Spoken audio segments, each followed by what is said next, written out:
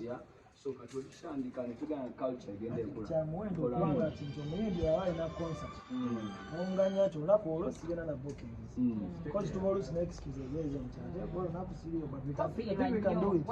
And it's not about just performing that you can come, you can just go and sing and watch, yeah, and support. What singanya mangecho by the way chilinganga embaga no inviting abantu tukonna ne bajja neka your best friends are not there.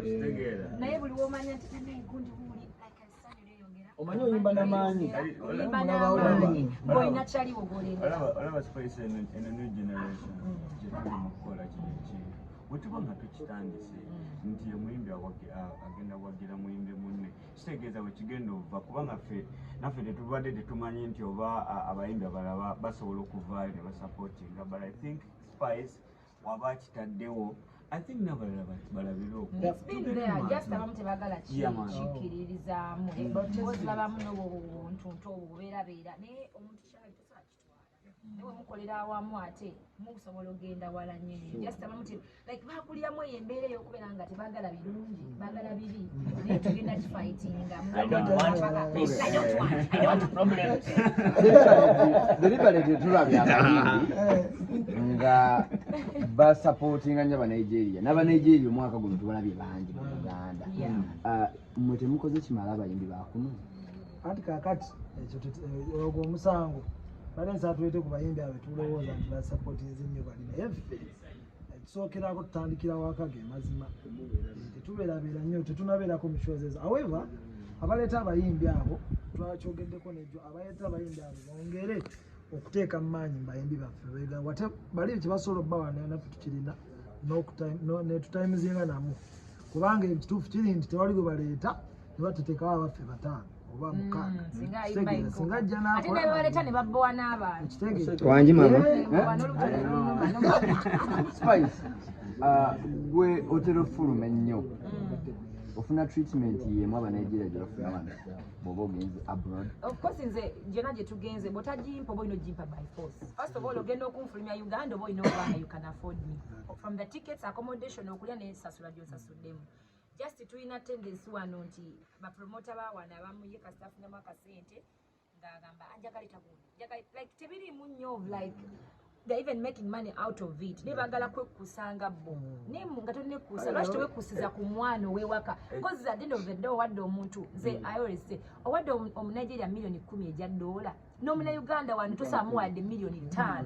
Kubanga zino shows tetuzibeerako because tetwagala kubeerako. But bagala tuwa sente ntono. Police Nigeria omwadde emitwalo 8 wakugamba ayagala kuwa million 3. Bapromota bagamba nti branding yamu nti mubeera mabaala buli lunaku abantu babalaba. Tulina kitolo kwogerako ewaka nga twagala nnyo twala shows kati nga tutwala B2C Jinja oba Mbalala oba wa ne tukola show gye tukola emu e Kampala ne tugikola ne wa n'Embalala. Bapromota kye tugezaako bagamba nti bw'oba oleeta mu Nigeria oyagala sound ennungi oyagala ebintu nga birungi byonna bikimu oyagala branding ennungi oyagala kuba billboard bikole ku B2C oba Spice olaba bana bitofuna abantu bajja bafuna n'esente ojja kukola ki ozikola ate ng'osigadde owagira ffe abagenda okumalira tukuweeyo oba tuba tuweeyo abantu abali okumpi naawe oluusi twongereyo mangu abantu abali Uganda tujongereko naffe abantu baffe bafune kye balya okitegeera naye ate tuspendinga sente nnyingi nnyo ku bantu abajja wano eno ate ne bamala ne bademandinga so much from Ugandan artists ate kye batatuwa kiringanga kubeera ng'omukyalo oyagala afumbe enkoko naye ng'omulekera nusu 15 kati obanga oyagala kumpa million 2 nyimbe ku Tiwa Savage gwadde emitwalo 18 you have a problem on your kati demanding a very nice video from me suppose sechi ngolozo natuuka gye Tiwa Savage nga takuwadde nga tozimpadde even where I deserve it because wenva nengende kagadi obe one enkuba abantu omutwalo gumu n'ekitundu you mean I can't do it on a concert at cricket oval okitegeera oba nengende Embala n'enkuba abantu omutwalo gumu oba ebiri we've done this because of Freedom City n'abantu ne bamenya n'enzigi nga tebalina we bayita yali ani Tiwa Savage. Thank you so much. Thank you so much.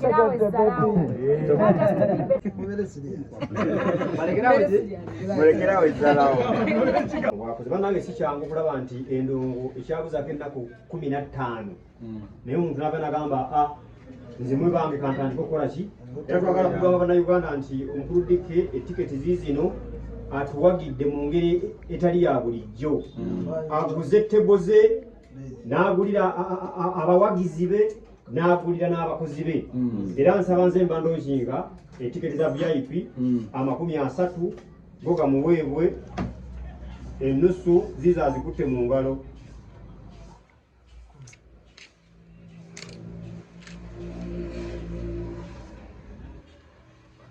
Kurungi fenno aba B2C Dick yasookera ddala tukala omulimu ewaka yazimba ennyumba wetubeera ennyumba zaffe yazizimbye yavunanyizibwako mukulu mulaba naye engeri gye twamuwagira asaze wakola atya tuddize abalala bonna betukolera ebintu ng'ebyo temukulibwa omukulu